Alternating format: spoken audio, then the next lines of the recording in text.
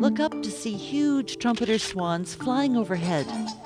This is a spectacle residents of Vancouver Island celebrate every winter.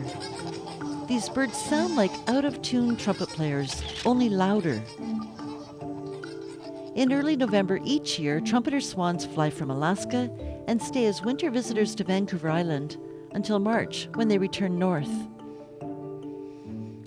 They arrive by the thousands. Approximately 2,500 have been counted in Comox Valley alone. The swans cluster together on the fields like snow pillows to feed on the lush Italian ryegrass, potatoes, and corn stalks on the green fields from Campbell River to Duncan.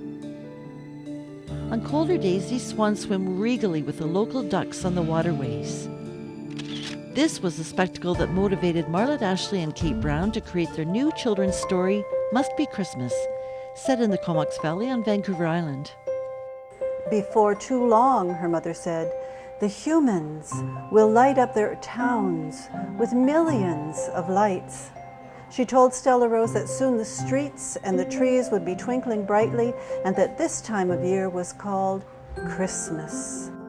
Having at one time taught creative writing at the University of Windsor, Marlette Ashley is a longtime educator with an MA in English Literature and Creative Writing.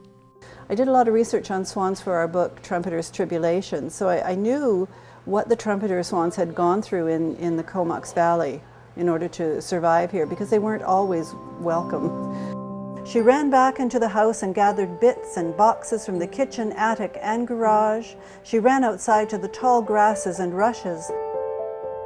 I wanted to keep it simple enough for younger children.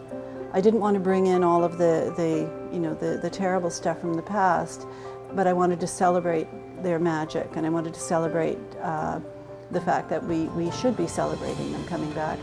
Kate Brown, the illustrator, studied art and design in the UK and developed a career as an interior designer, product designer, and clothing designer. Appreciating art and then telling a story was a new field for me. Illustration is also different from art because you have to be telling the story. And these illustrations I wanted to be somewhat simple, to be like a child's drawing, not to be like an art piece done by an adult. So they had to have that childishness as well.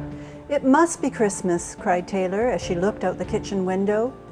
Almost, said her mother, who was busy doing the dinner dishes, but how can you tell? There's a certain natural curiosity that attracts a worldwide audience to a children's story based on actual geography of the Comox Valley.